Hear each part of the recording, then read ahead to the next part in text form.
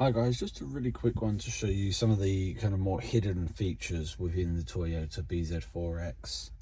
Bits what I wasn't able to find online as easily and so forth. So one of the major things what I struggled with was sensitivity of kind of your auto headlights and your auto full beams. And everyone online kind of said, hey, there's not much you can do about it. But I kind of found that's not quite true.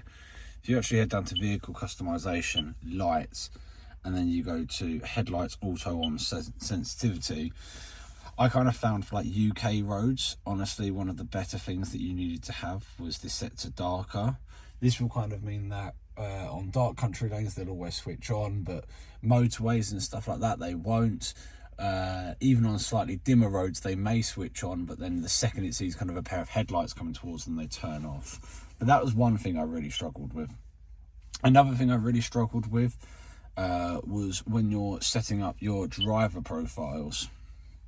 So on this car, when you want to have different driver profiles, especially at the moment, and it's kind of March 2025, if you press connect, it kind of tells you about the MyT app, which no longer exists. If you actually go ahead and click link, and it will come with a QR code, and you go to this newer My Toyota app, even if you've got your car already added, if you click on that and then click add a new car and scan this QR code, it will basically complete the process whilst just adding it to your pre-existing car, which is already on the system. Okay, so you can do it with the new app, even if you've got your car already added for like the climate control stuff through the other method. This kind of sorts out the multimedia side.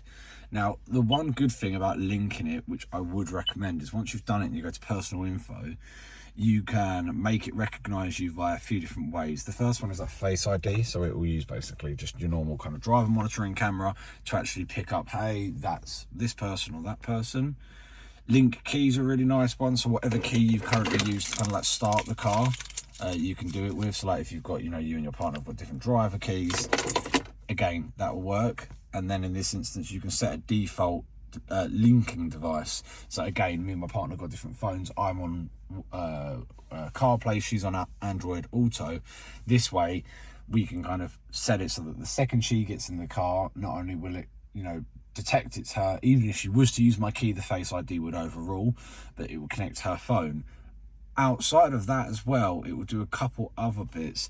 Any settings that you basically change down here are associated with your driver profile. So silly things like if one of you needs reduced animation and you enable it, it will only enable it on whatever current driver you've got. So stuff like if you were to go and do their headlight sensitivity, you need to do it on both accounts.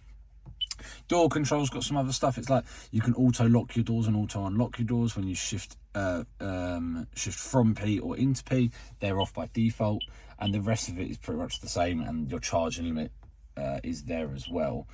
One of the other major things that you can do is once you've set a profile, if you've got like the Vision or the Limited and you've kind of got your memory seats, that's per profile. So I've currently, because I'm logged in as me, have 2 different seat profiles. Now, me and my partner have set it up that 1 on both my profile and her profile is for me, and 2 on my profile and 2 on her profiles for her, just in case we have to swap a drive.